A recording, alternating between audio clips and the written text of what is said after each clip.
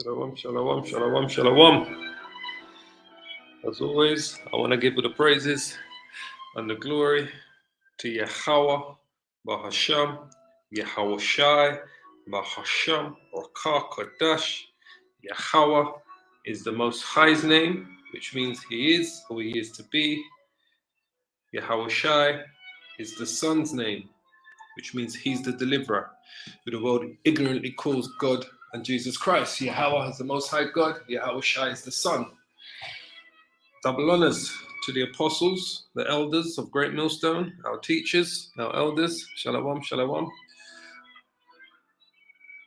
Shalom to my fellow Hebrew Israelite brothers and sisters out there who are going to be edified by the truth of the scriptures and who we are, the true children of Israel, the Israelites, and who the other nations are, according to Bible prophecy. As we all know, we can all see quite clearly, we are truly in the latter days of the last days.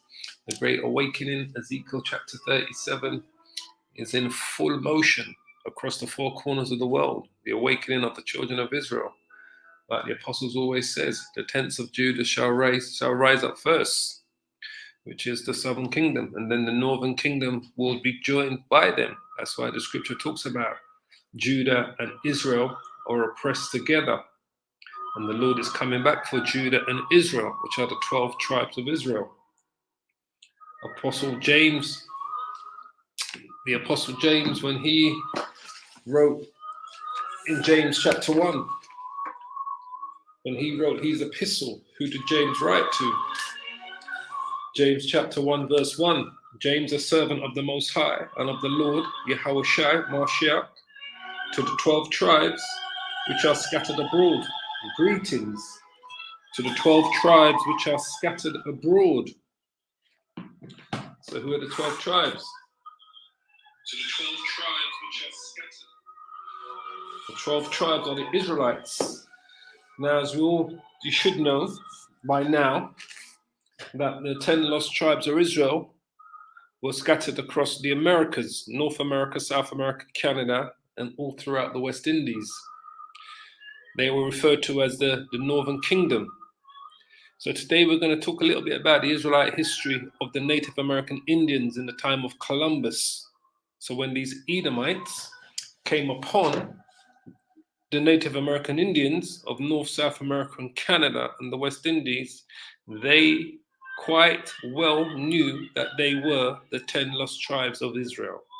This is how Christopher Columbus knew that there was people living out in which the Bible refers to as the fourth part of the world. He had read the second Ezra's, chapter 13. So he had read Ezra's 1, Ezra's 2, and when he read Ezra's 2, he was able to establish that there are a nation of people that are living out there across the Atlantic Ocean to the west. So we're going to read some articles from this book here, The History of Ancient America, Anterior to the Time of Columbus, proving the identity of the Aborigines, right, which are the Native American Indians, with the Tyrians. The Tyrians were the Phoenicians, which, remember, Solomon had a navy at Tarshish, right? And some of those Phoenicians made up part of his navy that took that trip to the Americas before the Northern Kingdom was taken into captivity by Shalmaneser V. So those were the Tyrians, the Phoenicians, the Sidonians, right? He had a navy at Ezengibea on the Red Sea, and at Tarshish, which is what we know today as modern day Spain. All right. The Israelites are the Native American Indians, which we refer to as the Northern Kingdom, after the Kingdom of Israel has split into two. And the introduction of Christianity, white supremacy Jesus, into the Western Hemisphere. All right. So this book was written by this, he referred to himself as Apostle St. Thomas, right? George Jones. So This, what was brought to them, exactly what it says here, the introduction of Christianity, which is what we keep telling you today is what's referred to as what we refer to as white supremacy Christianity. Christianity was white Jesus. The introduction of white Jesus into the Western Hemisphere. When they arrived in the Western Hemisphere, they knew who these people were. So let's, without further ado, we're going to go through some parts of this book that I've got here earmarked out. So this is chapter 2 in the book, right, that we're reading. This is, we're in chapter 2. I think this is about page 11 or page 10 that we're at here. So as you can see at the bottom here, we're going to read the highlighted parts that we've highlighted out in this book here, and then we're going to bring out some scriptures on the way to show you once again that these Edomites, these Europeans, when they came to the Americas, when they saw the customs of the Native American Indians of North, South America and Canada and the Caribbean, the West Indies, when they saw their customs, they knew directly that these were the Hebrew Israelites. These were the 10 lost tribes of Israel. This was the northern kingdom that they had come upon. As I said, Columbus knew who he was going, who he was looking for when he went to the Americas. All right. So it says here, the northern mother, which is, when it says the northern mother, it's talking about North America. All right. As the Bible refers to America, the country as the country of the North, right? The North country. It's also referred to in the Bible as the North country. All right. It says the northern mother, talking about North America, after childbirth, the Native American Indians in North America, after childbirth, is secluded for a given number of days, varying according to the sex of the newborn infant. By the law of Moses, the mother's purification was to last 40 days for a male and 80 days for a female. All right? 40 days for a male, 80 days for a female. And all other seclusions are restricted as when the wife becomes a mother. When a wife becomes a widow and is childless, her husband's brother marries her. Same customs as in Moses' laws, right? When we say Moses' laws, we mean the laws of the Most High, but we refer to it as the laws of Moses, so you understand what we're talking about. So the same customs they had when a wife becomes a widow and is childless, her husband's brother marries her. These were essential laws of the Hebrew, and especially the latter, that a name should not be lost in Israel. So those same laws that the Israelites had, the Native American Indians had. When they gave birth, they would do the law of purification. So what's the law of purification? Let's quickly have a look at it here. So these are the same customs that they abided by. The law of purification is the laws of motherhood, all right? And we'll quickly read it. And the Lord spake unto Moses, saying, Speak unto the children of Israel, saying, If a woman has conceived seed and born a man child, that she shall be unclean 7 days. According to the days of separation, for her infirmity shall she be unclean. And the 8th day, the flesh of his foreskin shall be circumcised, right? The law of circumcision. And she shall then continue in the blood of her purifying 33 days. She shall touch no hallowed thing, nor come into the sanctuary until the days of her purifying be fulfilled. And if she bear a maid child, which is a female, a baby girl, then she shall be unclean 2 weeks as in her separation, and she shall continue in the blood of her purifying 66 days. And when the days of her purifying are fulfilled, for a son or for a daughter, she shall bring a lamb of the first year for a burnt offering, and a young pigeon or a turtle dove for a sin offering unto the door of the tabernacle of the congregation of the priest. So, for a male child, the days of purification is 33 plus 7, which is 40 days. All right? This is the law of motherhood for the Israelites. For a female child, if the child is a girl, the days of separation, the laws of separation is 2 weeks, which is 14 days, and she shall continue in the blood of her purifying 66 days, which is 66 days. So 66 had 14. So lucky is 80. So the laws of motherhood, which is the laws of purification, for a male child, an Israelite, is 40 days. For a female child, it's 80 days. So what did St. Thomas say here? What did the Apostle Thomas say here? The priest say here? He said these were the laws that they were abiding by. The Northern Mother, which is the Native American Indians of North America, after childbirth, all right, is secluded for a given number of days, varying according to the sex of a newborn infant. By the law of Moses, the mother's purification was to last, 40 days for a male and 80 days for a female. So they abided by the laws of Moses, right? This is what they came across, the Native American Indians. The exact same laws of purification. It says all other seclusions are as strict as when the wife becomes a mother. So she had to be secluded from the congregation. The exact same laws of Moses. Or when a wife becomes a widow and is childless, her husband's brother marries her, as we know. These were essential laws of the Hebrew, especially the latter, that a name should not be lost in Israel. So the same thing. If you remember with the story of Judah, when Judah, he goes into that. Let me just quickly find this. It's Exodus. 1 second, family.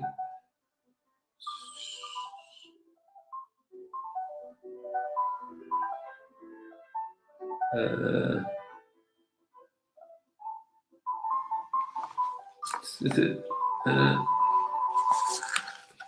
Genesis? Let's just bring that up. Genesis 38.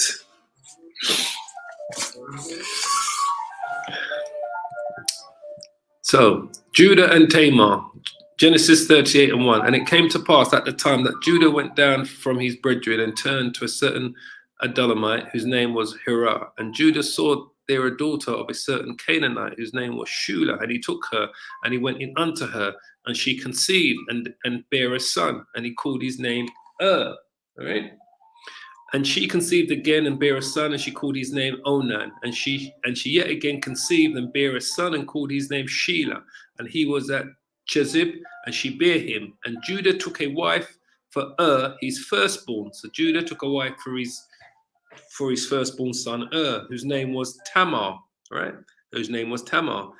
And Judah's firstborn, was wicked in the sight of the Lord, and the Lord slew him, so he died. So Judah's firstborn son died, having a wife named Tamar. And Judah said unto Onah, go in unto thy brother's wife, and marry her, and raise up seed to thy brother. Right? So, because this is the laws of Moses, right? The laws of the Most High, but like I said, I'm going to refer to it as the laws of Moses, so you understand what we're talking about. So the father said unto his second son, Onah, go in to thy brother's wife, Tamar, and marry her, and raise up seed to thy brother. And Onah knew that the seed should not be his, and it came to pass that when he went in unto his brother's wife, that he spilled it on the ground, lest she should give seed to his brother, because he knows that he will go in and take his brothers to be his wife, but he will be continuing the bloodline of his brother, more so of his own, even though it's his own seed that he's going to be procreating with his brother's wife after his brothers died. All right, just so you understand. And at that time when he did it, he displeased the Lord, because what he did was wrong by spilling his seed on the ground, because he's meant to go in onto his brother's wife. His brothers died. The laws of Moses that he takes his brother's wife as wife, and he raises up children to her in his brother's name.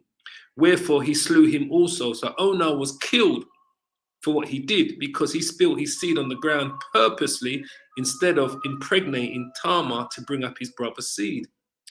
And then said Judah to Tamar, his daughter-in-law, remain a widow at thy father's house until Shelah, my son, be grown, his other son, until he becomes a man. For he said, lest peradventure he die also, as his brethren did. And Tamar went and dwelt in her father's house. All right? So this is the laws of Moses, all right? So just like what we read here, the Native American Indians, where it says here, It says all other seclusions are as strict as when the wife becomes a mother. When a wife becomes a widow and is childless, her husband's brother marries her. Laws of Moses. These were essential laws of the Hebrew, and especially the latter, that a name should not be lost in Israel. Okay, now remember, this book that we're reading out was written in the 16th century. I believe it's the 16th century.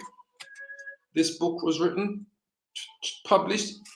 It was either in the late 16th century or early 17th century. This is what I'll quickly see. So I put it here in front of me as well. I believe it is the 17th century. This book was actually written, right? The ruins, because it's also this book is also related to, it's called also the ruins of antiquity in ancient America, and described and analyzed, and the original architects identified. So it has like a sub name as well, this book basically, but I believe it was the 17th century. I can't see the actual date printed here. Let me just see if I can see. I believe it was the 17th century, like 1843. Okay, so 17, okay, so it's the 18th century. The 18th century this book was written in, okay? So, right up until,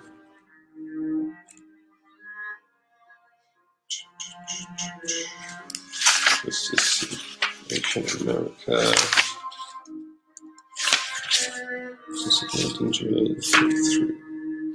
Okay, so let's go to the next page, all right? So this is the next article I want to bring up in this book, all right?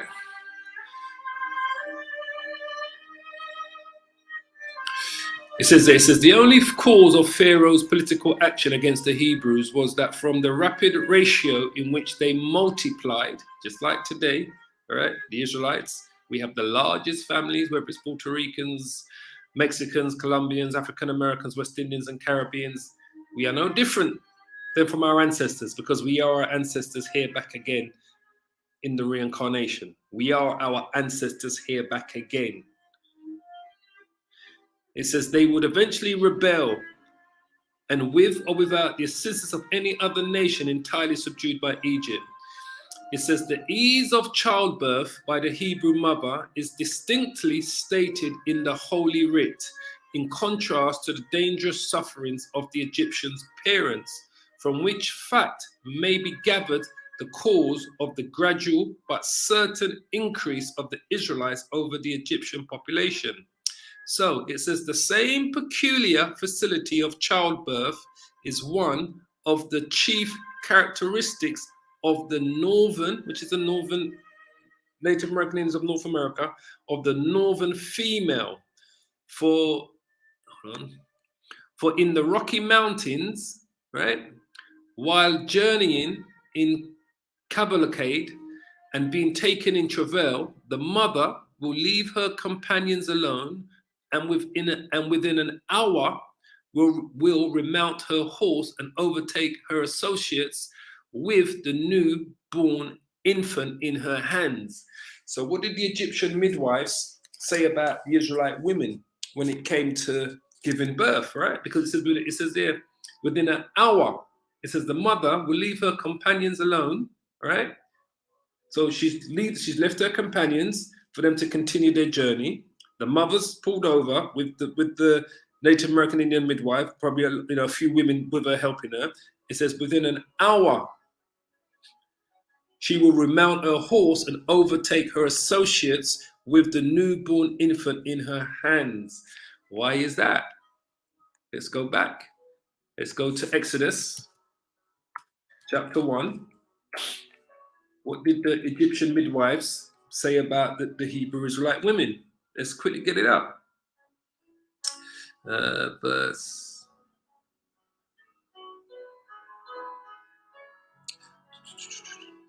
It says here, Exodus chapter 1, verse 15. And the king of Egypt spake to the Hebrew midwives. All right. So these were the Hebrew midwives, sorry, not the Egyptian midwives, of which the name of the one was Shipra and the name of the other was Puah.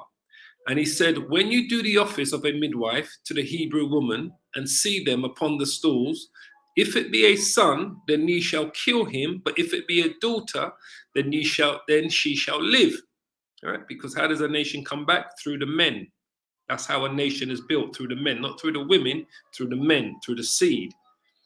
He says, but the midwives feared the Most High and did not as the king of Egypt commanded them, but saved the men children alive. And the king of Egypt, which is the Pharaoh, called for the midwives and said unto them, why have you done this thing and have saved the men children alive? Now listen to the response of the midwives.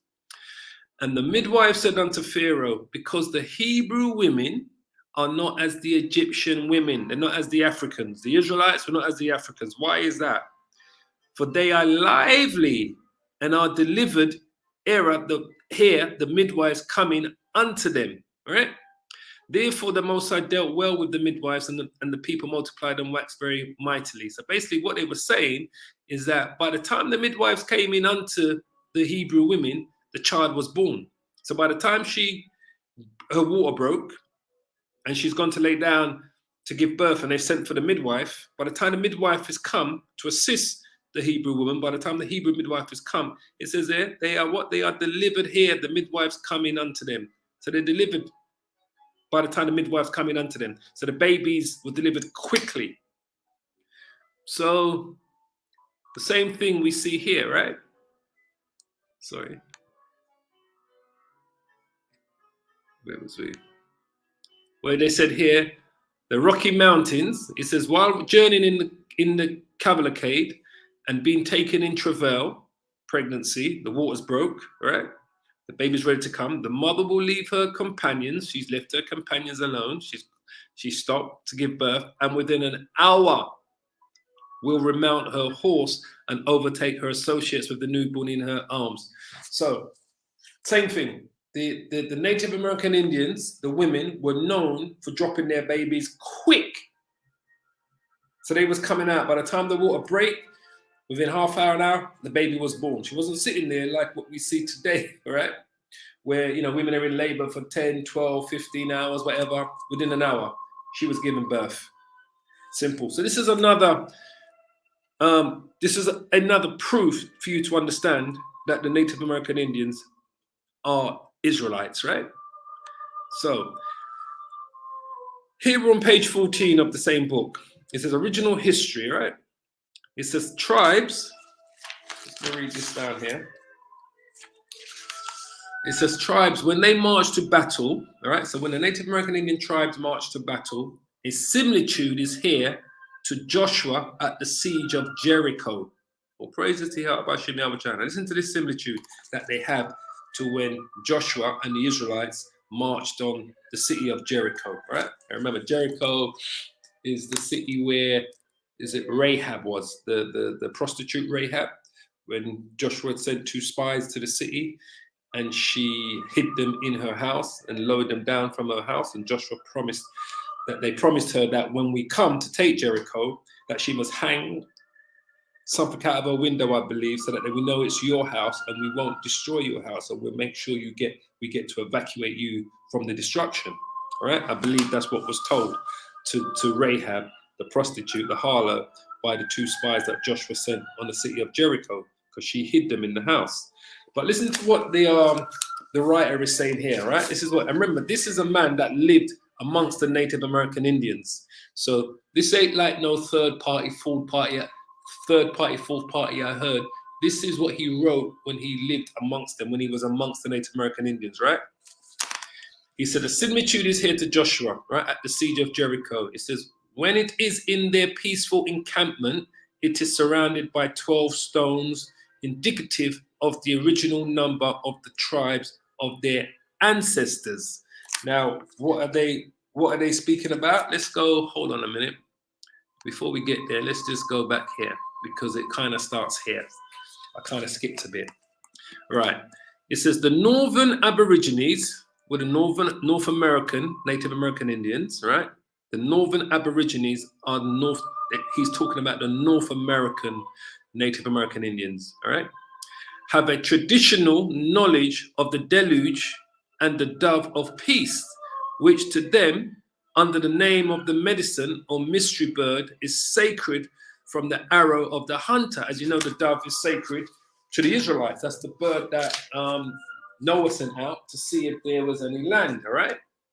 Now, he says they have a traditional knowledge. So the Native American Indians had a traditional knowledge of the deluge, which is the flood, and the dove of peace. Right? So they knew about these things. Why? Because their ancestors told them about these stories about the flood. This is how they knew about the flood, because they were told by their ancestors, which to them, under the name of the medicine or mystery bird, is sacred from the arrow of the hunter. They have their own ark of covenant, in which is deposited some mystery. So what was in the ark of the covenant? The laws, commandments, and statutes, right? The two slabs that was given to Moses on Mount Sinai. So the Native American Indians had their own Ark of Covenant, in which is deposited some mystery, seen only by the priests of the tribe. So who carried the Ark of the Covenant for the Israelites? Only the Levite priests were allowed to carry it, to hold it, to open it, to, you know, when they was doing their ceremonies, it was only the Levite priests. So the Native American Indians had their own set of priests that carried their own version of the Ark of the Covenant. It says that it is said to be a shell and supposed to give out auricular sounds, right? This is an analogy to the book of the laws placed in the Ark of the Covenant by Moses, preceding his death on Mount Nebo. The auricular wisdom of which has guided civilization to this day. The ark is never suffered to touch the earth, but is always raised on a stand of wood or stone. It is invariably carried by, let's go back here, by the tribe when they march to battle. Right, so a similitude is here to Joshua at the siege of Jericho. So let's have a quick look at that. That's in Joshua chapter 6. So they had an Ark of a Covenant that was similar to what the Israelites had. Only the priests of the Native American Indians carried it, and they only carried it when they were going to war. So let's quickly read here. Joshua chapter 6, and we'll see if we can go straight to the point. The conquest of Jericho. So let's quickly jump down here. It says, and Joshua, the son of Nun, called the priests, the Levite priests, and said unto them, take up the Ark of the Covenant, same thing that Native American Indians did with their Ark of the Covenant, the exact same thing that they had, and let 7 priests bear 7 trumpets of ram's horns before the Ark of the Lord. And he said to the people, pass on, and come past the city, and let him that is armed pass on before the ark of the Lord. And it came to pass, when Joshua had spoken unto the people, that 7 priests bearing the 7 trumpets of ram's horns passed on before the Lord and blew the trumpets, and the ark of the covenant of the Lord followed them. And the armed men that are going to war went before the priests that blew with the trumpets, and the reward came after the ark, the priests going on and blowing with the trumpets. And Joshua had commanded the people, saying, ye shall not shout, nor make any noise with your voice, neither shall any word proceed out of your mouth until the day I bid you shout, then ye shall shout. All right? So let's quickly just go down to the point. I don't want to read all of this.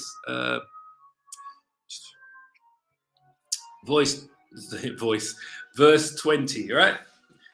Joshua chapter 6, verse 20. It says, so the people shouted when the priest blew with the trumpets. And it came to pass, when the people heard the sound of the trumpet, and the people shouted with a great shout, that the wall fell down flat, so that the people went into the city, every man straight before him. They took the city, and they utterly destroyed all that was in the city, both man and woman, young and old, and ox and sheep and ass, with the edge of the sword. But Joshua had said unto the 2 men that had spied out the country, Go in unto the harlot's house, and bring out thence the woman and all that she has, as ye swear unto her. So that's to do with Rahab, the harlot, what I was speaking about earlier. So before they would go to war, the Levite priests would carry the Ark of the Covenant, right, with the soldiers following on behind them, basically. So the same thing, the same thing the Native American Indians did. They had their own ark. It says, the tribe, when they would march to battle, a similitude is here to Joshua at the siege of Jericho. So they did the exact same thing. It said, when it is in their peaceful encampment, it is surrounded by what? 12 stones, 12 tribes of Israel. Indicative of the original number of the 12 of the tribes of their ancestors.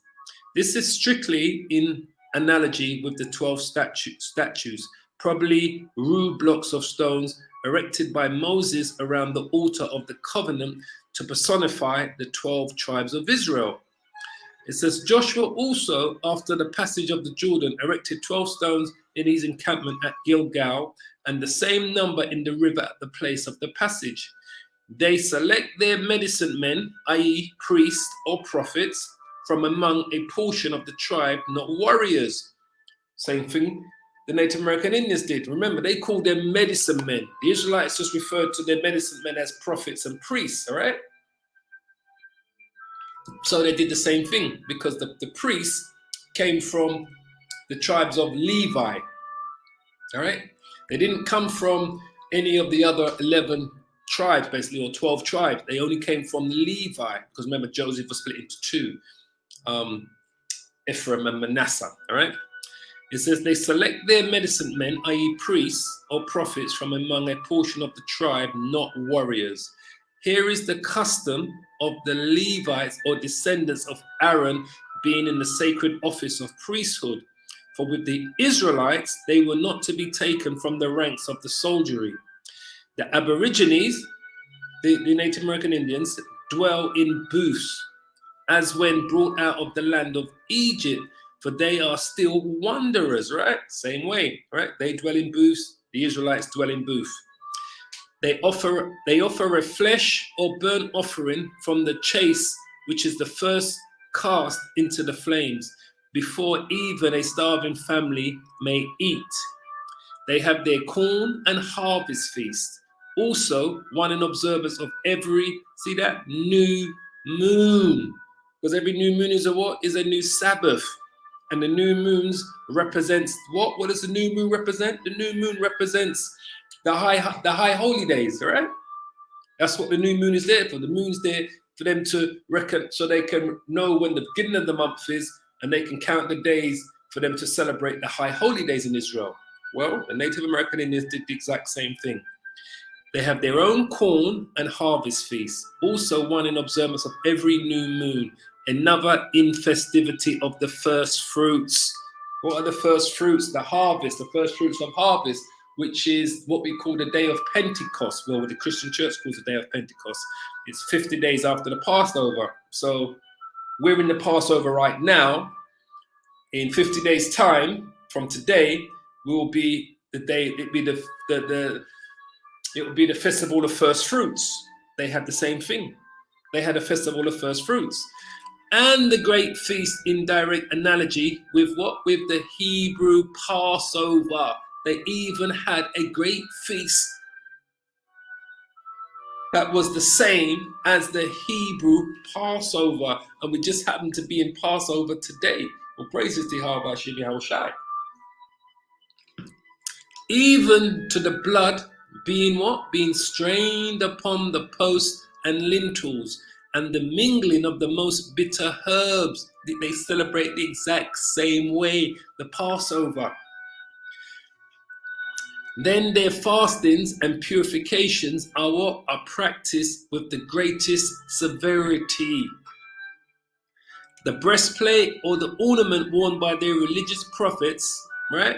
Which their priests, their medicine men, containing 12 shells or stones of value, is in direct imitation.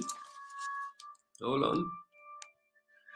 Direct imitation of the ancient pictorial worn by the Hebrew high priest, and which contained 12 precious stones inscribed with the names of all the 12 original tribes of Israel.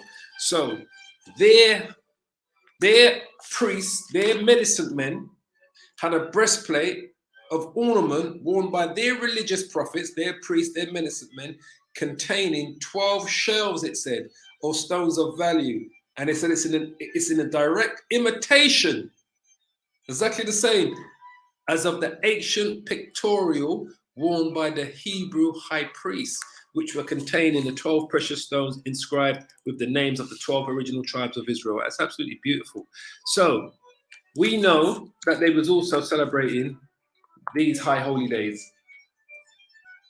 We're not going to read it, but here it is, the laws of religious festivals.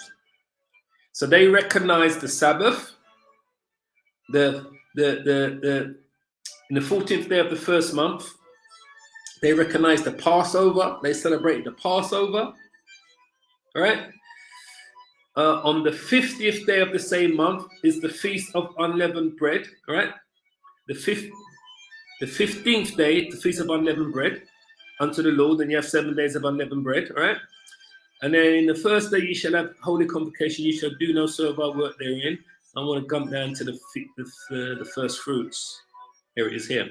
It says, speak unto the children of Israel and say unto them, when ye come into the land which I give you unto you, ye shall reap the harvest thereof. Then ye shall bring a sheaf of first fruits of your harvest unto the priest.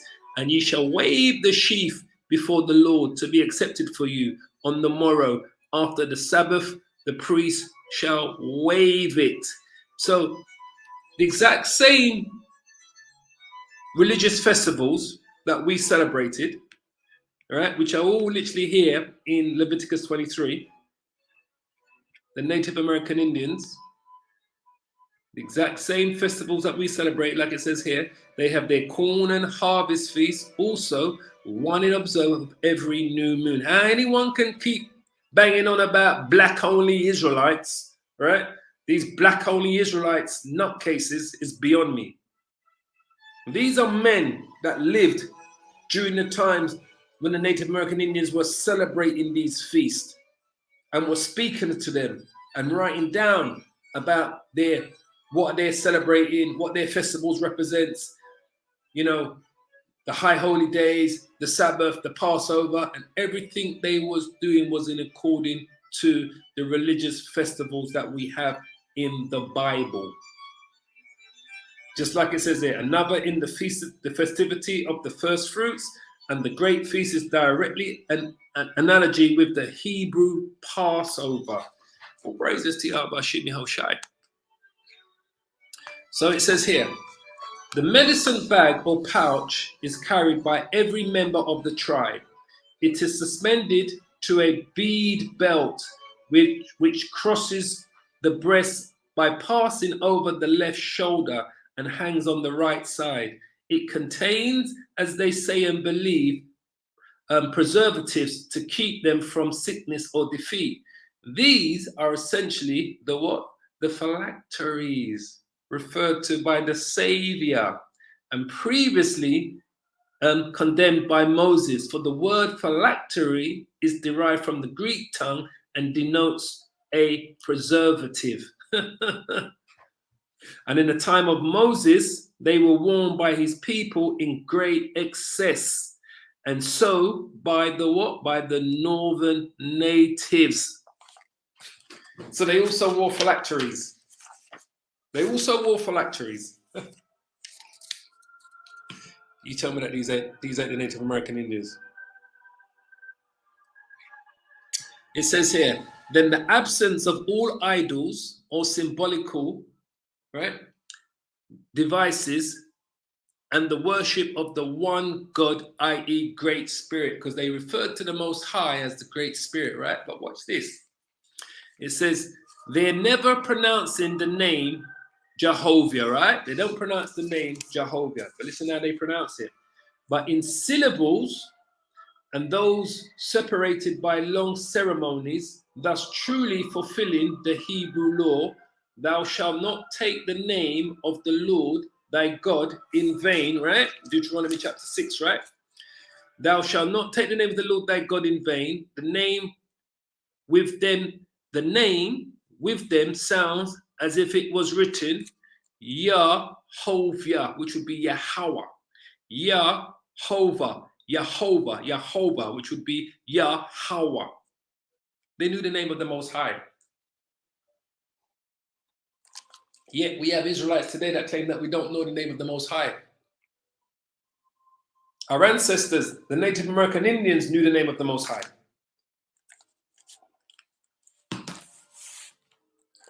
So they had it written as, it sounds like Yehovah, Yehovah, Yahweh. And it's only pronounced by the Aaron of the tribe, which is the priest of their tribe. So the Aaron of their tribe would be the medicine man, the high holy man of the Native American tribe. In their hymns of rejoicing, the word hallelujah is what? Is distinctly uttered. It's distinctly uttered. To the foregone analogies is to be added the general and firm belief in what? In the immortality of the soul. So they even understood, remembered, and they believed in the immortality of the soul, which is what we tell you. The soul can't ever die. The body dies, but the soul, the spirit goes back to the Most High. It says, but beyond all of this, as proof of their origin, is the practice of the great covenant between the Almighty Father and the patriarch Abraham, right? Circumcision. All praises. Let's quickly let's grab a precept for that. Acts chapter 7. So they didn't just know the name of the Most High. They knew how to call on him, the word hallelujah, all right? They also practice circumcision. So going back to our forefathers, Acts 7 and 8. And he gave him the covenant of circumcision. Who did he give it to? And so Abraham begat Isaac and circumcised him the 8th day. And Isaac begat Jacob, and Jacob begat the 12 patriarchs. And the patriarchs moved with envy and sold Joseph into Egypt, but the Most High was with him, right? Goes into the story of Joseph going into Egypt. But the point here is that Abraham begat Isaac and circumcised him the 8th day, and Isaac begat Jacob. So the covenant of circumcision that was given to Abraham, Isaac, and Jacob. They practiced it. They also practice Deuteronomy chapter 6, the one God, the one power, Yahweh. They called on his name. Deuteronomy 6 verse 4. Hear, O Israel, Yahweh, this is the Lord, that be Yahweh, our power is one, Yahweh. And thou shalt love Yahweh, thy power, with all thine heart, and with all thy soul, and with all thy might. And these words which I command thee this day shall be in thine heart. So it was in their heart. It was in their heart, because they believed in the one God, the one power, and they called on his name, Yahweh. And in their songs that they were singing, they were uttering the word hallelujah.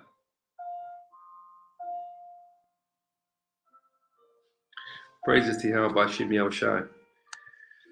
So, it says here, if all other evidence, all right, were not received, that of circumcision as a religious ceremony must be viewed by the most skeptical as direct proof of identity between the northern Aborigines, which are the Native American Indians, and the ancient Hebrews. So he's saying if you want to rule out everything else, then how do you answer circumcision and the name of the Most High? How can you rule that out? They knew the name of the Most High, and they practiced circumcision on the 7th day. On the 8th day, should I say. The customs we have written is not general, it is only found in the more settled tribes. It says here, it says, this even supports our belief, for in this very fact is traced again the precedent ordained by Moses, for circumcision was discontinued by the great lawgiver for 40 years while they was in the wilderness, right? For circumcision was discontinued by the great lawgiver for 40 years during his journeying with his followers through the wilderness. The custom was re-established by Joshua, right? It says, may not this innovation by Moses in the convented custom be imitated by these descendants? It says, are they not still wanderers in the wilderness in the Western? Because we're in captivity. They were wanderers in the Americas. We were wanderers on the west coast of Africa, all the way down to South Africa. And we are still wanderers today. We just now know who we are. It says, are they not still wanderers in the wilderness in the Western, as their ancestors were in the Eastern Hemisphere? The affirmative has existed for ages, and it was even now continues. They have not yet returned to Jerusalem. They have not yet returned. So even the scholar understood that the end game is that we're going to return to Jerusalem. So in the 18th century, 19th century, I think it was 18 something, he wrote this, right? Even this scholar here, Sir Thomas, knew that the end game is that Israel has to return to Jerusalem. It says, one fact is of great importance in proof of their great antiquity. They have no knowledge or tradition in the north of the life or crucifixion of Yahushua, all right? Yet they have knowledge of the deluge. So the Native American Indians in the north, they said they had no knowledge of the life and the crucifixion of Yahushua, yet they have the knowledge of the deluge, okay, that makes sense, and actually practice the laws of Moses, as we have determined. Again, we must repeat that we are writing of these Aborigines as they were at the time of what? Of European colonization. Can't say this again. Let me just read this again. It says, again, we must repeat that we are writing of these Aborigines, Native American Indians, as they were actually living at the time of what? Of European colonization. This ain't no second-hand, third-hand, I heard this, I heard that. They are writing this directly during the time of their colonization while they was living amongst them. It says here, the above singular fact enables us at once to place them in a chronological position. It must be after Moses, but before the Savior. But another fact brings their circle of time still narrower. They have no tradition of the destruction of the first temple of Jerusalem. Why is that? Because the destruction took place after the Native American Indians of the Northern Kingdom was taken into captivity by Shalmaneser. It says here, this event occurred, so the destruction of the Temple of Jerusalem, this is the Babylonians, Nebuchadnezzar, we're talking about the time of Nebuchadnezzar. So he's saying they have no tradition or remembrance or memory, or there's no one speaking about the story of the destruction of the first Temple of Jerusalem, which makes sense. Why? Because they had left the Northern Kingdom before this took place. It says here, this event occurred 588 years before Yahushua. It must therefore be anterior to that national calamity that they trace their origin. Of this hereafter, when in the next volume the history of the Israelites will be given. But even now, justice to this race compels us to offer a few words in their defense as a people for being already sufficiently shown that. So they have no knowledge of, what don't they have any knowledge of? They have no knowledge of this, right? Because they were taken out. Is it First Kings, Second Kings 22? No, Second Kings 17. Because they were taken out of their land, Hoshea reigns over Israel. Yeah, okay, let me just quickly jump down to the point. They were taken out of their land by Shalmaneser. 2 Kings 17:22. For the children of Israel walked in all the sins of Jeroboam, which he did. They departed not from them until the Lord removed Israel out of his sight, as he had said by his servants, the prophets. So was Israel carried away out of their own land to Assyria unto this day.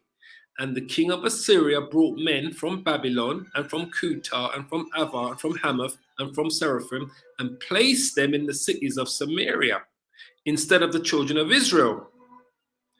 And they possessed Samaria and dwelt in the cities thereof. So Israel, the northern kingdom, was taken into captivity by the king of Assyria, Shalmaneser. All right. Shalmaneser, the king of Assyria, brought the Israelites from the northern kingdom. At this time, Israel is split into two: the southern kingdom, Judah, Benjamin, and Levi, and then which is the southern kingdom. And then you had the northern kingdom, which was like Ephraim, Manasseh, Gad, Naphtali, Asher, Issachar, Simeon, so forth and so on, right? That's the northern kingdom.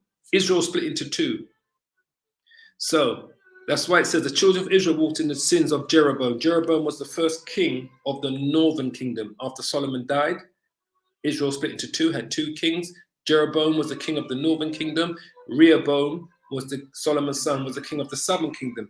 By the time we come down to King Hoshea here, this is like another 250 years after Jeroboam, right? Hoshea is now the king of the northern kingdom. He did a bit of treachery against the Assyrian king. He was trying to link up, I think, with the Egyptians, right? So that he could stop giving them tribute.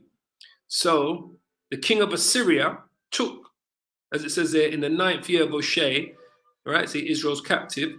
The king of Assyria took Samaria, which is the northern kingdom, and carried them away into Assyria and placed them in Hala and in Harbah by the river of Gozan and in the city of the Medes, right? And then what he did, when he took them into captivity, then he brought his people. You see, the cities of Israel are filled with strangers. That's why the Lord said to the disciples, go not in the way of the Gentiles or into any city of the Samaritans, enter ye not, but go look for the lost sheep of the house of Israel and tell them that the kingdom of heaven is at hand. Because the people that was literally in the northern kingdom in Samaria now, when I say the people, let's say for argument's sake, the majority of them, 90% of them, or 95% of them, were the descendants of these people that the king of Assyria brought. He brought men from Babylon and from Kutar and Avar, Hamath and Seraphim, and he placed them in the cities of Samaria instead of the children of Israel. And they possessed Samaria and dwelt in the cities thereof. And if you go to the end, it says here, so these nations feared the Lord and served their graven images. So they had the graven images, these other nations that came into the land of Israel, both their children and their children's children, as did their fathers, so do they unto this day. Unto this day, it is heathens of other nations, mainly the Edomites today, that are in the promised land, the land of Israel. So the Israelites never ever went back to Samaria, to the northern kingdom. All right. They had other plans. What they did, let's quickly go to it. Hold on. They had other plans, right? This is what they did.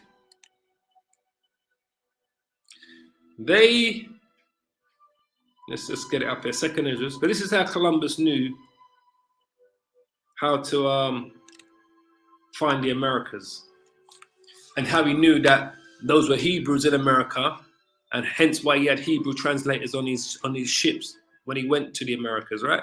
When he arrived in the West Indies, because he never actually stepped a foot in North America itself. He landed in the West Indies, Columbus, Hispaniola. We don't want to go to verse 39. It says, and whereas thou sawest that he gathered another peaceful multitude unto him. Those are the 10 tribes, right? Because this goes into salvation, but it's telling you who those people are and how they ended up where they are today. It says, those are the 10 tribes which were carried away prisoners out of their own land in the time of Hoshea the king, which we just read, who Shalmaneser, the king of Assyria, led away captive, which we just read. And he carried them over the waters, so they came there into another land. We went into the kingdom of Assyria, right, into the Medes. But they took this counsel amongst themselves, the Israelites, that they would leave the multitude of the heathen and go forth into a further country where never mankind dwelt. All right. So they took this counsel amongst themselves after the 25 years of captivity under the Assyrian king. When their bondage came to an end, they said, right, we're not going to go back to Israel. We want to go to a new place to worship the Most High, Yahweh, to worship Yahweh, right? So this is what they did, that they might there keep their statutes, which they never kept in their own land. And they entered into the Euphrates, right, the river Euphrates, by the narrow places of the river. For the Most High then showed signs for them and held still the flood till they were passed over, right? Because this journey had been taken before, but the Most High controlled the seas and the winds to make sure that that east wind that was blowing would blow in their favor, that the seas wouldn't be too rough for them to travel through to go to this new land.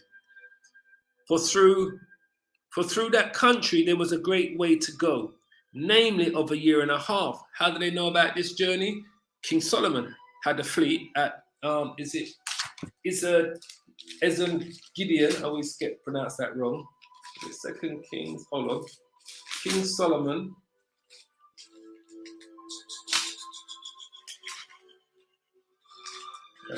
One second. Solomon, yes, it's Solomon. Yeah, 12.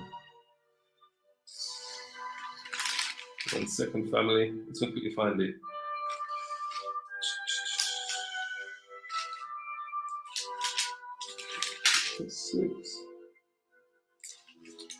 Solomon had a fleet with King Hiram, I believe it was.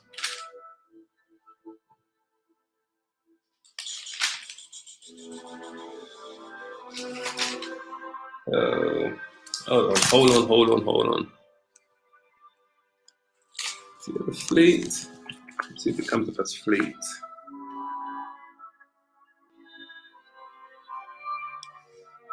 One second. Is it a fleet? Solomon had. Yeah, here it is. 1 Kings 9 and 26. I went right past it. I looked at it, I went right past it.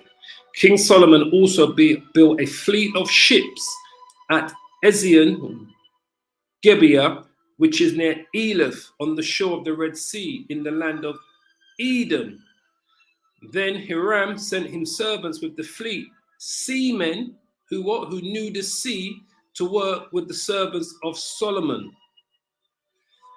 It was 10 and 22. I was looking at 22, but let's quickly go to here, all right, just so you can see.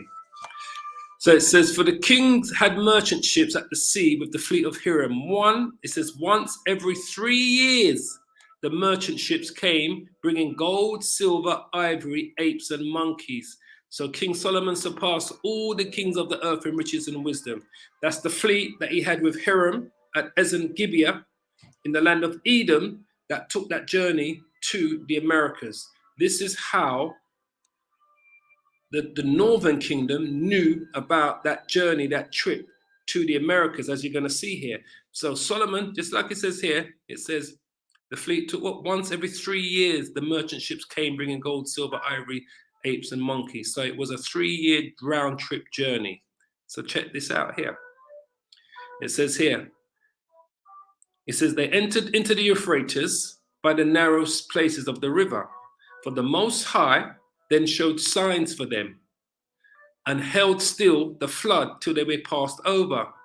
For through that country, right, through the seas, right, there was a great way to go, namely of a year and a half. And the same region is called Azareth, right? So it took them a year and a half to get there. So how long was the round journey for King Solomon's fleet? Every 3 years. Every 3 years was the round journey. Just so you can see. So every 3 years is the round journey. King Solomon's fleet would take 3 years was the round journey, right? Which means it took a year and a half there, a year and a half to come back.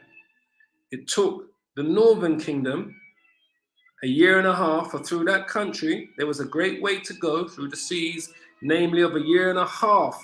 And the same region is called Azareth. Azareth just means in the Hebrew, another land. All right. So you would have like Aratazah means land, and Akar means another. If we go to, I think Deuteronomy 29. Yeah, this is going to be a bit of a long one today, so we're just going to stick with it, boy. For those that truly want to be edified. Deuteronomy chapter 29, verse 28. Is it here? There it is. It says here, another. This is what he's talking about. This is the Hebrew word, akar, which means another. This is what the word is. Azareth is, in the Hebrew, it is akar aratazar, all right? Aratazar. And then land.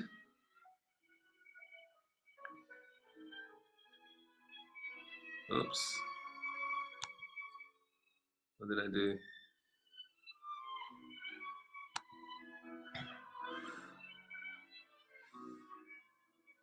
They pronounce it Eretz, but it's Aratazar, Aratazar in the Hebrew, which means land, earth, another land.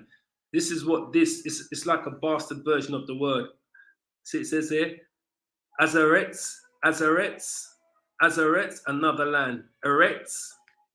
That's why they got it here as Eretz, Azaretz. Eretz, but it's actually in the Hebrew here, Aratazar. It says Eretz. That's what this is here. It's called Azaretz. It was another land. That's the Americas. Then it says, then dwelt they there until the latter time. And now when they shall begin to come. What was that latter time? Basically when the Southern Kingdom was going to come on the transatlantic slave ships to join them. Because this is the great place of deliverance, remember, right? Is the Americas. So, where was we?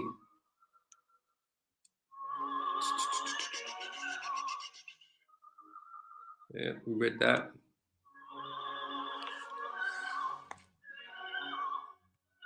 So it says here. So we was reading.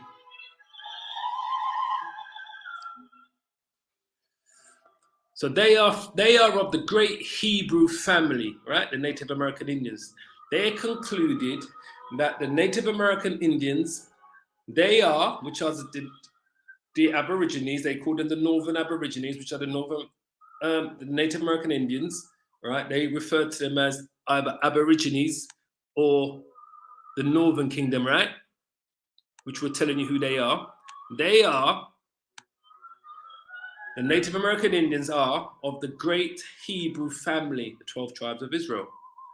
They may fall in the estimation of some readers upon religious principles, right? Like the Vocab Malone, they don't believe that, right? In his estimation, he doesn't believe they are. Or ISP UK, who just believe that all Israelites are black. So just like it says here, they may fall in the estimation of some readers upon their religious principles. It has been shown that they have no tradition of the crucifixion, right? Or of the desolation of the temple, because they came before the crucifixion, they came before the desolation of the temple, all right? But watch this. It says, is there no sentiment in the mind of the Christian reader as the first fact is unfolded, other than that of historical data? Upon a moment's thought, it must be apparent that the blood of Yahushua cannot be upon them or their children, right? Their ancestors never shouted in the streets of Jerusalem, crucify him, crucify him. Why? Because they was in the Americas, right? They'd gone to the Americas 720 years prior, or 730 years prior to Yahushua's crucifixion. It says the Aborigines of the North are Israelites. You hear that? So he's telling you directly, the scholar. The Aborigines, which are the Native American Indians of North America, are Israelites and of the house of Jeroboam. So for him to know that they're of the house of Jeroboam, he must understand the story of what we just read in 2 Kings chapter 17, all right, about the displacement of the northern kingdom, Samaria. So he says not Jews, because they refer to Jews as the southern kingdom, Judah, Benjamin, and Levi, all right? I.e., oh look, it says it right there, i.e. of the house of Judah. Absolutely right. A distinction of all importance, as the pages of subsequent volume will prove, right? A great distinction between the two. So the reader knows they're from the northern kingdom, from the house of Jeroboam, right? It says that if they are not of the lost tribes of Israel, who the fuck are they? Basically, that's what he's telling you. Everything that he's seen and written about these people, he's saying if these guys are not of the lost tribes of Israel, then who the heck are these people? They got to be the greatest imposters in the world. It says, what nation of ancient history can claim and identify those customs and observances as their own, if not the Hebrew? So every custom that they was identifying themselves with showed who they were. He says the color of the ancient Israelites must not be judged by that of the modern Jew, right? Because the modern Jew are not the ancient Israelites. That's why it says the color, because these are people of color. Some of them are really dark skin. The Seminole Indians were very dark skin, you know. The Mexicans, they were dark skin. It says the color of the ancient Israelite must not be judged by that of the modern Jew for various climates, right? Because we know those are not the real Jews, right? Local circumstances and confined habitations have given the latter a what? A dark, heavy, swarthy, dark skin continents. What does the Bible say? Let's just quickly put it up here. Jeremiah 14:2.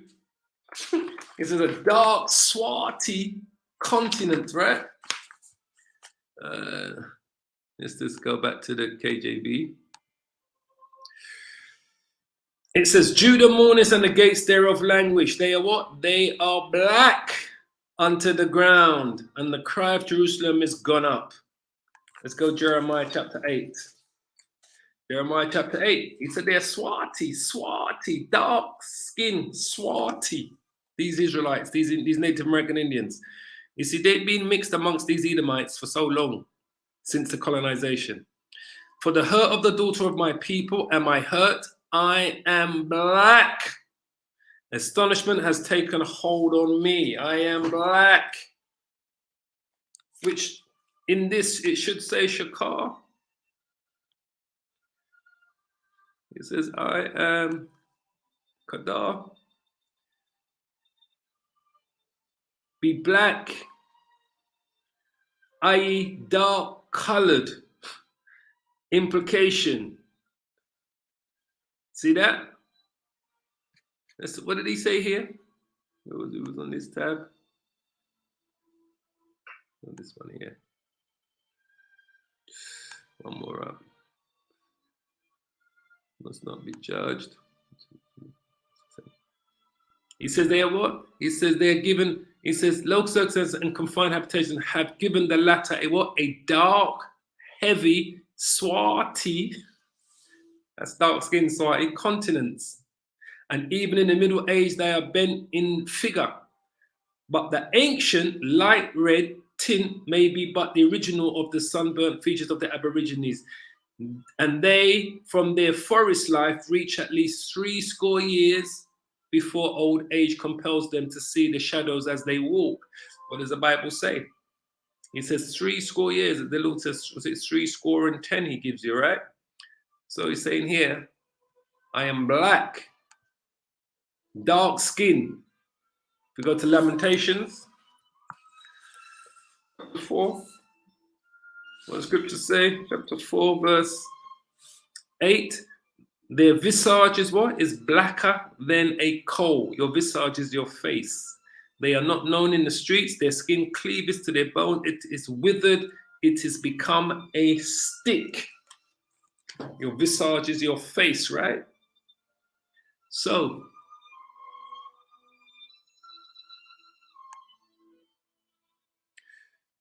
it says, the words of the good friend William Penn may be given as a peculiar and powerful authority. After his first and celebrated interview with the northern natives, which is the North American Native American Indians, he wrote to England the following sentences in reference to them.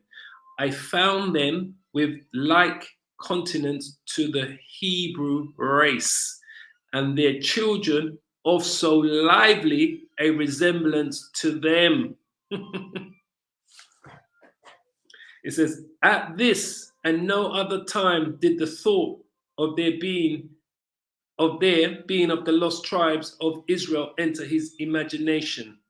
The sentences, therefore, are of great importance from the fact that they were not originally written by him to support any theory in reference to the Aborigines.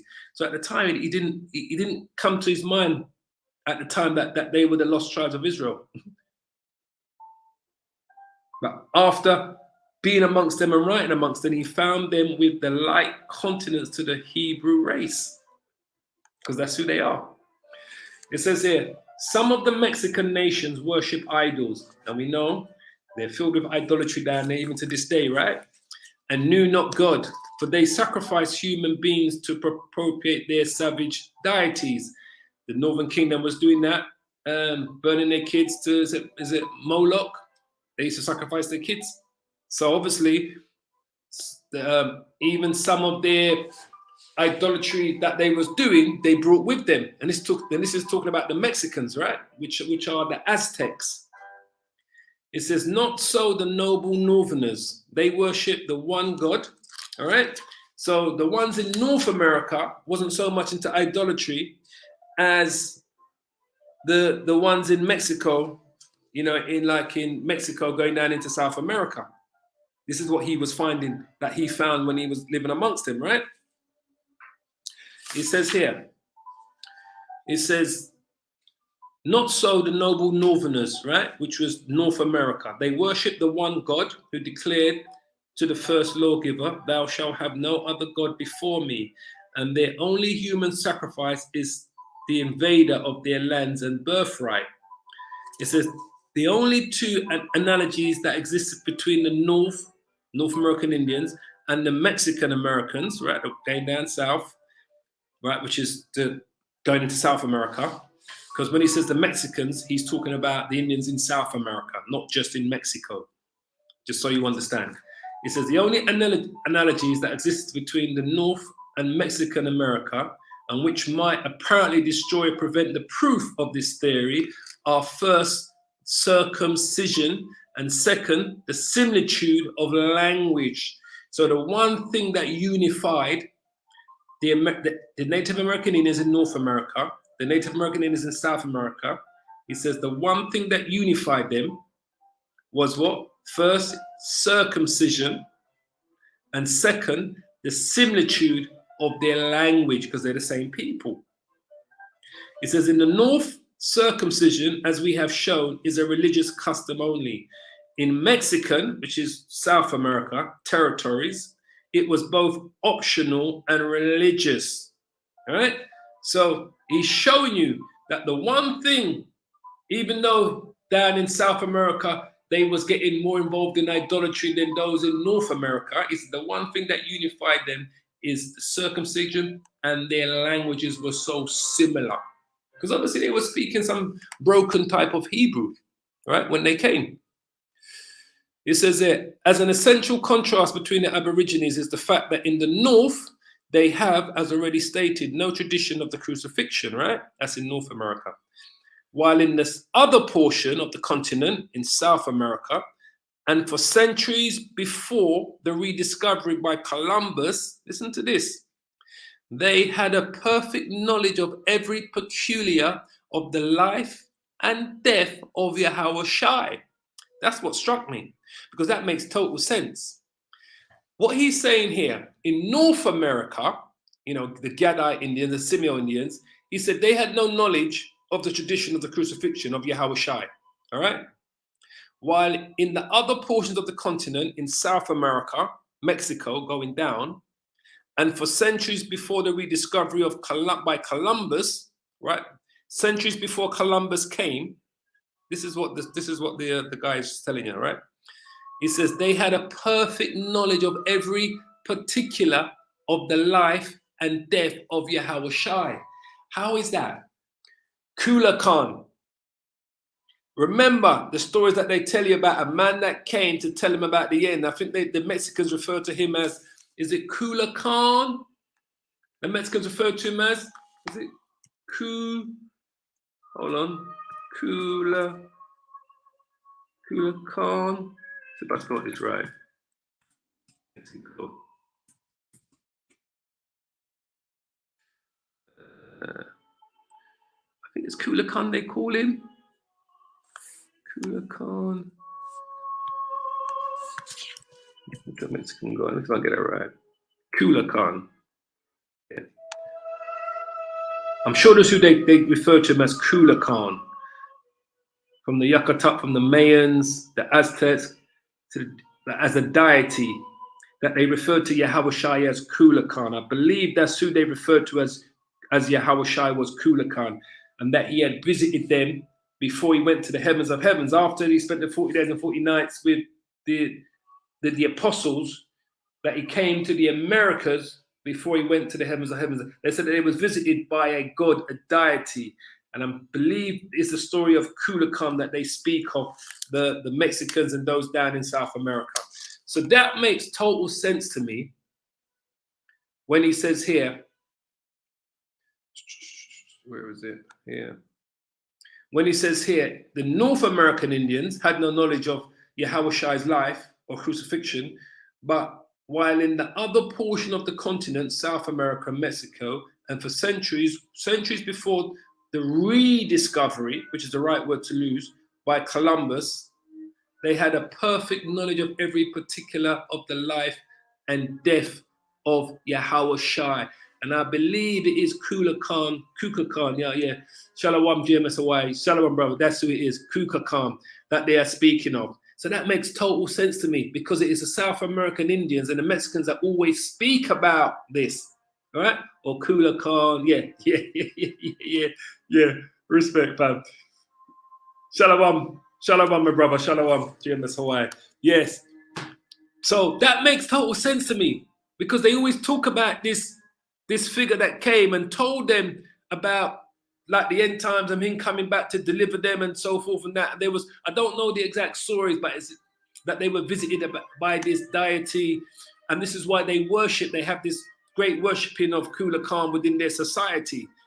All right, so that makes sense to me, because the North Americans never spoke about that. Let me show you. The North Americans never spoke about that, but they did. The South Americans did. Okay, what book is it that you're reading? Okay, let me, I'm going to put it up on the screen for you, all right? 1 second. That makes total sense to me. Total sense to me.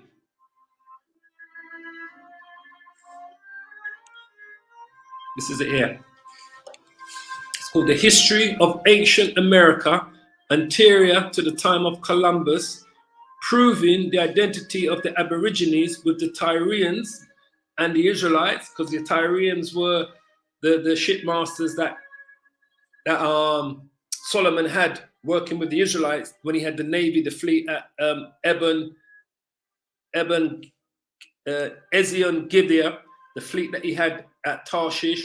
It was the Tyrians, which was the Canaanites, with Hiram's fleet that the Israelites had. That's why it mentions with the Tyrians and Israelites.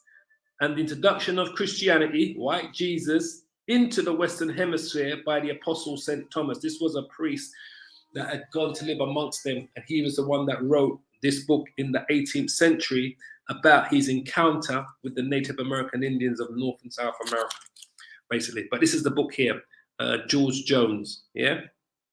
For those of you who wanted to see. Oh, it's got a few more pages. I know we've gone on a bit longer than what I thought, but so it says here, so it says here, Mr. Stevens does not claim that China and Japan as the nations building these cities, right? Talking about the cities, the ruins in North and South America, all right? Those ruined cities that was there. When it talks about the first civilizations that were there, the Mayans, the Aztecs, right? Because some people say, oh, they were done by people that came from China and Japan. But listen to what it says here.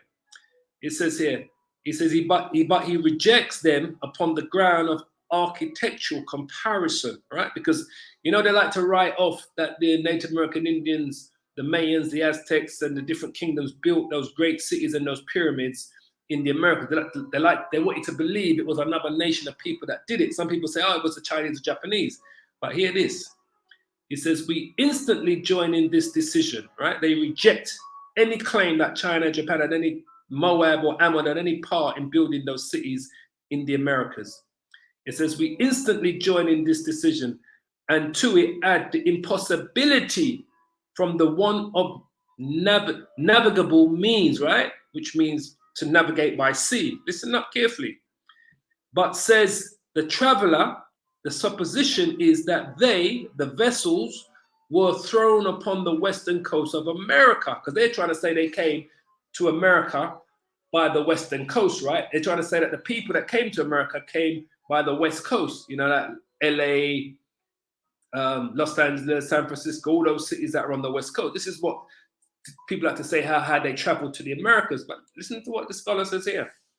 He says, traveler, he says, but says the traveler, the supposition is that the vessels, were thrown upon the western coast of America, and thereby expressing that the arrival of those vessels was accidental, because they're trying to say, well, the Chinese and the Japanese landed there on the west coast accidentally. But watch this. It says, we will prove the impossibility of this for any vessel in the North Pacific Ocean, because the Pacific Ocean is China and Japan going that way. The Atlantic is coming to the west coast of Africa, and to the Middle East, so that way, right? It says, we will prove the impossibility of this for any vessel in the North Pacific Ocean, having left China or Japan and becoming unmanageable from the loss of rudder. The prevailing east wind would not only prevent the vessel from reaching the western coast. So the prevailing east wind would not only prevent any ship or vessel from reaching the western coast of the Americas, but actually it would drive the ship back to China or Japan.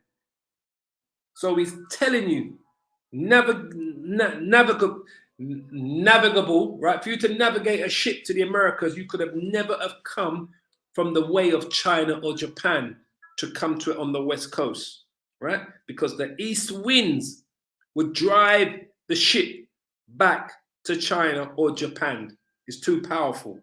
It says there, this last sentence is not given to refute Mr. Stevens, but those writers who may have, as he states, even supposed the possibility of vessels being accidentally thrown upon the western coast of America. He says, nature, listen carefully, would prevent it.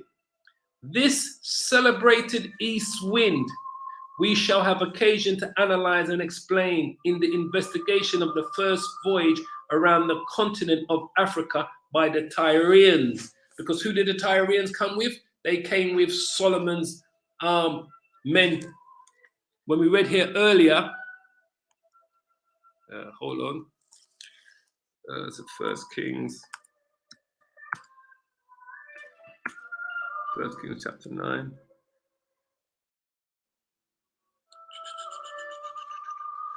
Hold on. What we read here earlier. Here, 1 Kings 9 and 26.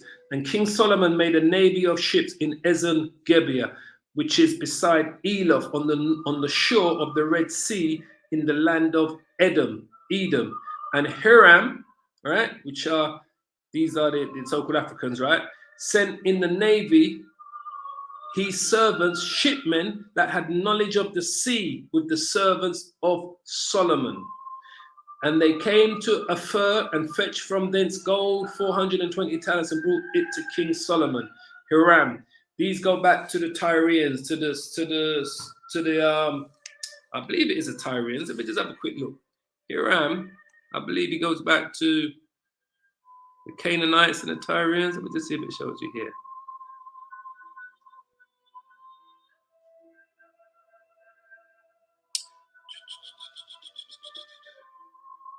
Yeah, here you go. 2 Samuel 5 and 11. And Hiram, see that, king of Tyre, sent messengers to David and cedar trees and carpenters and masons, and they built the city and the house. 1 Kings 5 and 1. And Hiram, king of Tyre, which are the Tyrians, sent his servants unto Solomon, for he had heard that they had anointed him king in the room of his father. For Hiram was ever a lover of David. The Tyrians are the Sidonians. Go back to the Canaanites, the Africans, right? Hence why the book is titled The Identity of the Aborigines with the Tyrians and the Israelites, because these were the first ones that made the journeys to the Americas, were the Tyrians and the Israelites. King Hiram of Tyre, King Solomon of the Israelites, had a navy at Ezion Geber that went to the Americas initially.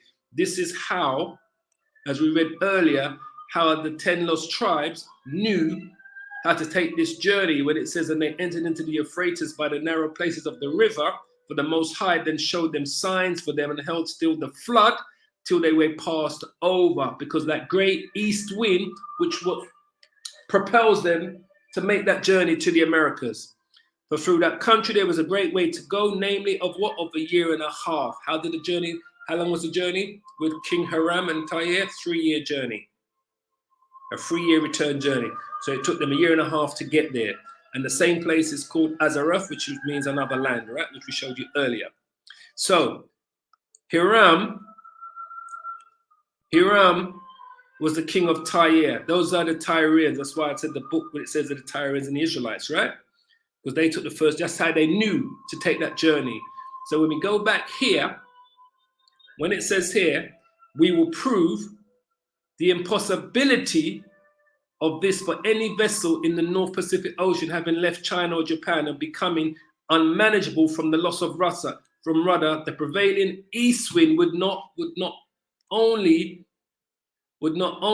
prevent the vessel from reaching the western coast of America, but actually would drive the ship back to China, Japan. So they could have never have come from the west, the Israelites, like some of these scholars like to tell you, because that prevailing east wind would stop you. That same prevailing east wind is what the Most High used to steady the seas and to drive that ship to the Israelites on their journey to the America. That was the only possible route, was to come around the Horn of Africa, through the Red Sea, through the River Euphrates, into the Persian Gulf, into the Indian Ocean, around the Horn of Africa, into the Atlantic Ocean, and then to the east coast of America. They could have never have come to the west coast. No one could have come from China, Japan, from the west coast to America neither, because some scholars like to say, oh, it was the Chinese or Japanese that built those cities in the Americas and then went back, and then the Native American Indians just went and lived in them. That's total BS. Just like what they're showing here, it was unnavigable for you to take that journey from the west coast, to come from China, Japan. They had to come from the Middle East or Africa, from that route there, basically, into the east coast of the Americas. Just like what it says there. It says, this last sentence is not given to refute Mr. Stevens, but those writers who may have, he states, even supposed a possibility of vessels being accidentally thrown upon the western coast of America. He says, nature would prevent it. It says, this celebrated east wind, that east wind which the Most High controlled and drove them to the Americas, we shall have occasion to analyze and explain in the investigation of the first voyage around the continent of Africa. By who? By the Tyrians. Who are the Tyrians? The Tyrians are King Hiram, king of Tyre. Those are the Tyrians. So when we go back to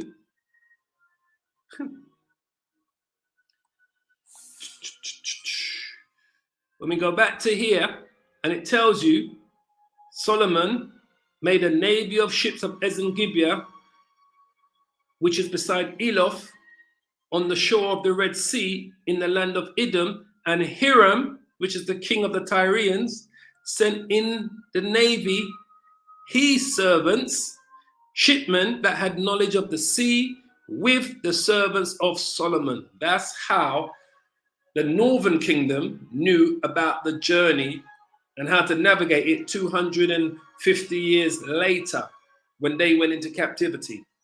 All right? Because the Tyrians and the Israelites were in the same navy together and was making that journey many a times. And like we read here in where is it?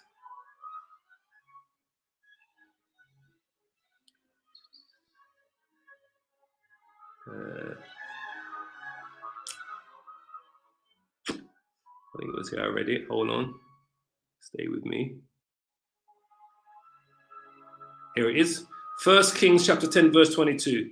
For the king, King Solomon, had at sea a navy of Tarshish, which is Spain. So they also had a navy at Spain, Tarshish, with the navy of Hiram, the Tyrians. Once in 3 years came the navy of Tarshish, bringing gold, silver, ivory, apes, and peacocks. Why is it 3 years? That's the round trip journey. A year and a half there, a year and a half back. That's the round trip journey. How long did it take the Israelites to get to the Americas? Just like it says here. But through that country, there was a great way to go, namely of what? Of a year and a half. And the same came to a region called Azareth, another land, the Americas. That's how they know. That's how they know. Hold on. So this. Oh, we might just finish it there. You know, we're gonna finish it there. Now I'm gonna finish it there because I tell you, there's a couple more pages there, but we can finish it there. I think we can definitely finish it there. So that's the, like I said, that's the book that I'm reading from. For those that are still wanting to know, we've got 90 minutes. Yeah. Okay. It's the serpent deity of the pre-Columbian Yucatan. Yeah, that's right. That's right. To the deity of the choir. Yeah. Beautiful. Yeah, what I'll do, because this is not you want, yeah, the Yucatan Miami. That's absolutely right. This is not actually a PDF that I'm reading. What I'm showing you is from the actual book. So I've got a copy of the actual book here in front of me. Now you're asking me to post the link as a PDF, but I've got the book actually here with me. I don't have the PDF copy. I don't know if there is a PDF copy online on the internet, but the pages that I'm showing you were pages that I had personally photographed out of my own book that I'd been reading and highlighting, and I'd uploaded the pages to my laptop for me to do the certification, basically. So I don't know if there is a PDF link to it, but if there is, if I do find one, I'll drop it in the comment of this video for you, right? GMS Hawaii, just so that you know.